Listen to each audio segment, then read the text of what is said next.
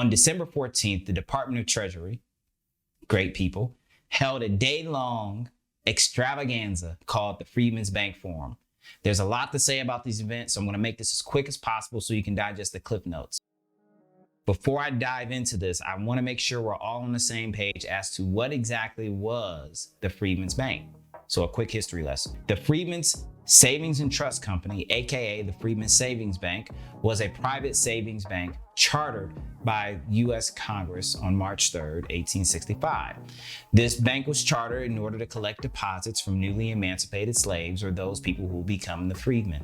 Now, these people included, of course, the Black Union soldiers who were expecting bonuses and were coming home from war. The government realized that they needed somewhere for these people to store their money and to start to build their own financial future, a financial refuge, especially one from scrupulous white people who may have prior enslaved them. According to the U.S. Department of Treasury, and listen closely, this bank ended up collecting over $57 million from over 100,000 freedmen through 37 branch locations in 17 states. This was not a small bank operation, y'all. And based on that relative amount of money, based on that 57 million's share of the GDP at that time, when we look at that same share amount of today's GDP, it's equivalent to about 115 billion. That's how the Treasury chooses to quantify the amount of economic leverage or activity that that bank represented in today's terms. Now, the money came from laborers, cooks, janitors, nurses, seamstress, physicians, attorneys, and soldiers. The bank was receiving deposits from all these people. These are all people looking to start great lives, doing hard work, saving dollars, trying to be studious, newly freed citizens, doing the things that they knew how to do. The bank also held funds for Black churches, Black businesses of all sorts, schools that were specifically for Black people, and of course, other organizations of the community. Now, the idea of this bank was solid in basic premise, but the bank only lasted 9 years, and then it failed. Throughout the latter half of the bank's lifespan, the white men who were running it, yes, there were white men running the Black bank, especially a guy by the name of Henry Cook, they all engaged in high amounts of speculative investments and fraud, a lot of which was in violation of the bank's charter, which was negligently oversighted by Congress. Congress never let the official bank oversight committee that actually was created, they weren't responsible for the Freedmen's Bank. No, the Freedmen's Bank reported directly to Congress.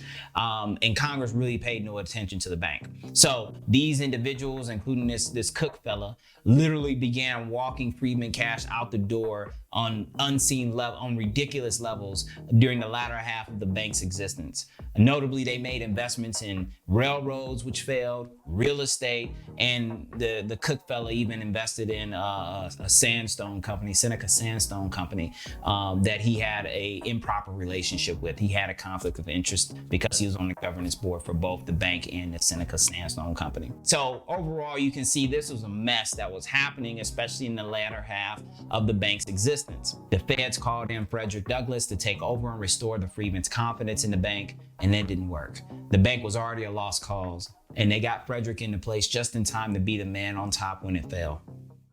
So to keep this story short, less than 30% of the money was ever returned. And many people argue that none of it was really returned, and I don't disagree, because to be less than 30% of the money and to take over a year before you actually start making those repayments, it was basically nothing. And especially when it went to the folks who had the higher amounts of money in their account, because they weren't repaying people the full amounts. So with everything considered that happened, especially people who end up selling their passbooks really soon after the bank went under because they had no money and they're selling their passbooks like a bond. They said, here, I give you this passbook for pennies on the dollar. You give me groceries, and then you can cash in this passbook when they start repaying people for the Freedmen's Bank failure.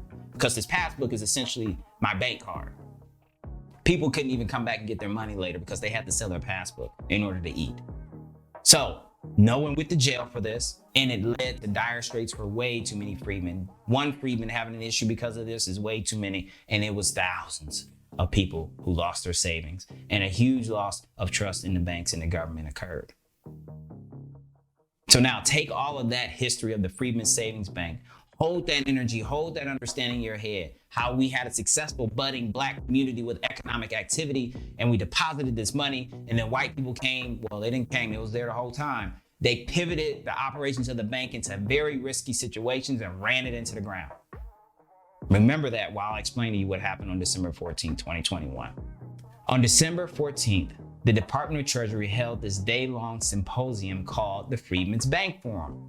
Oh, I wonder what that was about. That sounds promising, huh? Well, it was a really nice affair, I can tell you that. It had a bunch of Treasury staff. Janet Yellen was on hand, definitely.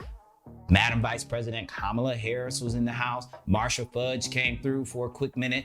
A bunch of the usual suspects were told to be in the audience from the civil rights leadership of the Black community. I don't know. They just kept saying civil rights leaders. It had breakout sessions, panel discussions, a fireside chat. It was the bomb. It looked the bomb too. That building that I was in looked really nice. But here's the deal with this event, yo. And it had nothing to do with the Freedmen. It had nothing to do with the Freedmen's Bank. It had nothing to do with our missing money or paying us back. It had nothing to do with the Black people specifically of this country even. No discussion of closing the racial wealth gap with the same specificity with which it was created happened. And there was no Freedman talk at all. It was all about enabling increased lending to BIPOC communities.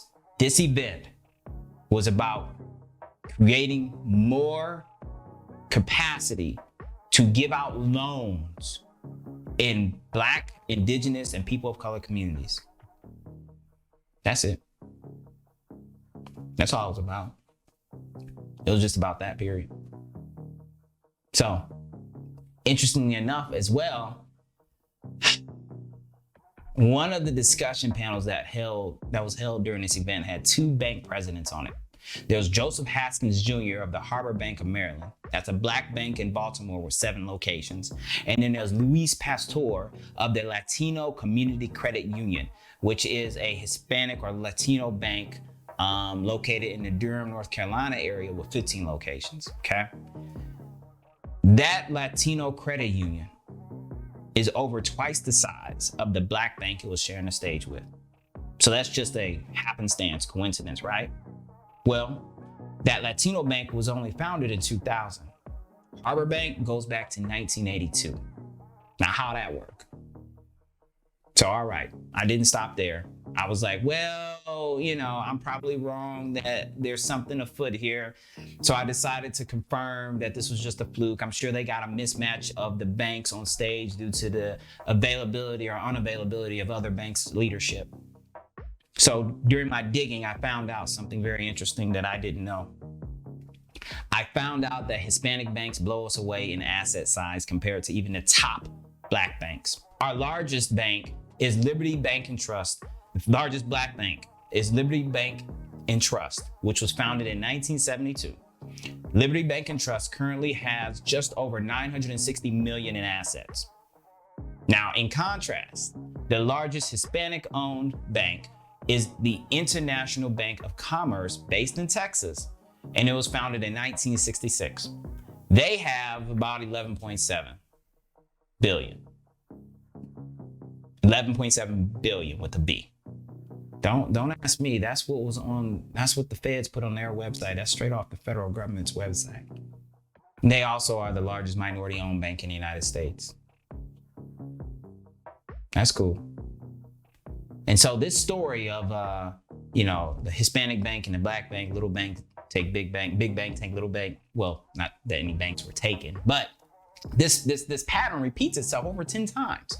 So every time you try to go and compare these lists, you have to go through at least 10 Hispanic banks before you start to see banks that have a similar asset level as the top Black bank. Janet Yellen even mentioned on stage that more Hispanic firms got their requested COVID relief funds than the Black firms. Start looking at the latest racial wealth gap graphs.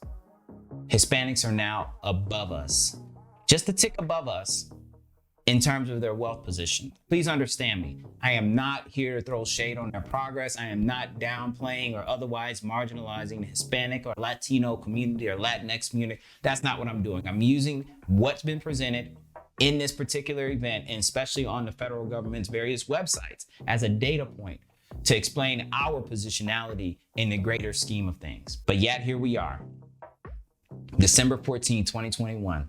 on the soil of the country built by our enslaved ancestors by force, who would become the freedmen of this country, whose money would be put into the Freedmen's Bank and then would be stolen and never repaid. We are at the Freedmen's Bank Forum on 2021, inside the Freedmen's Bank building, inside the cash room in the Freedmen's Bank building, talking about BIPOC lending initiatives, cloaking it with the energy of the movement for Black justice and the Freedmen's Bank. You could have called this the BIPOC Economic Equity Conference. See, that would have been more appropriate, but because they didn't, you know that this was not appropriate. You know that there's something afoot. There was absolutely no reason to call it the Freedmen's Bank Forum other than the fact they put it in the Freedmen's Bank building. But there's no reason you need to call something that's in that building anything Freedmen's Bank. They use our name for a reason. And throughout this event, they even repetitively use Black failure statistics to paint the picture of dire need for these policies that they talked about at this forum to fuel this righteous indignation for these policies. Then in the very next breath, they would redirect that energy straight into policies for people of color, BIPOC, minority, and underserved communities. They want to avoid repairing the harms with the same specificity in which they were inflicted. They want to normalize using BIPOC and class-based policy to address the failure that they engineered into the Black community specifically, because they know that when they do it that way, it won't rectify us back to our proper economic positionality within the greater economy of this country.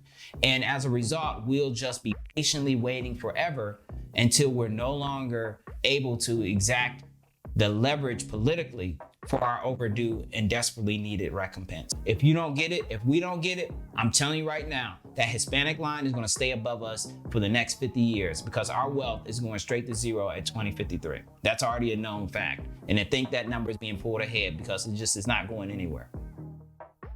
Now, another thing to be clear about to help you understand how grave of a move this entire event was. The end of the event, Deputy Secretary Adeyemo, if I pronounce it right, I may have gotten it wrong, I apologize.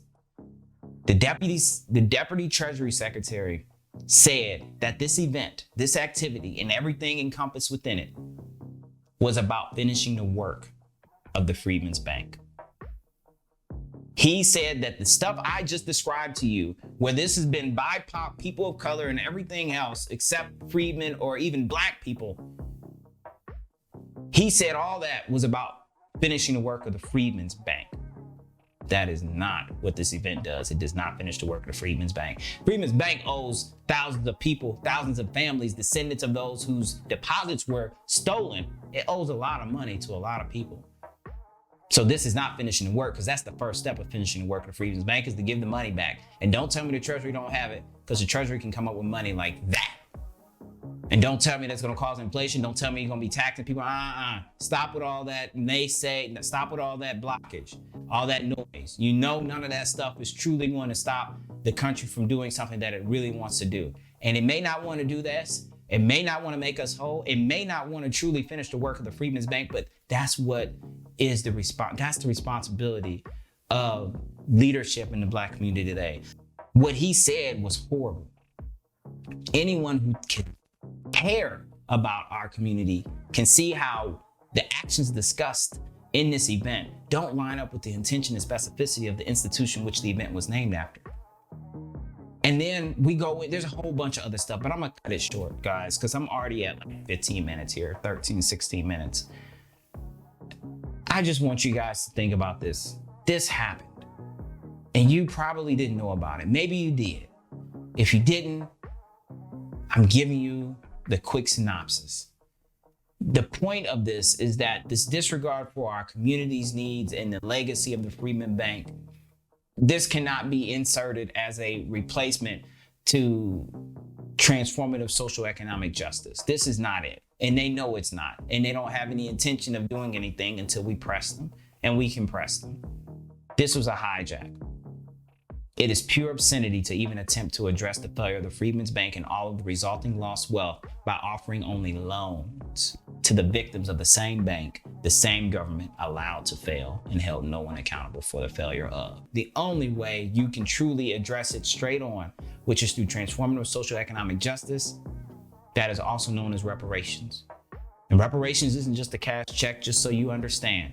It is a lot of different policies bundled together along with direct payments, because you cannot tell us we're going to close a racial wealth gap by giving you loans when we had money and you stole it, or you let it be stolen.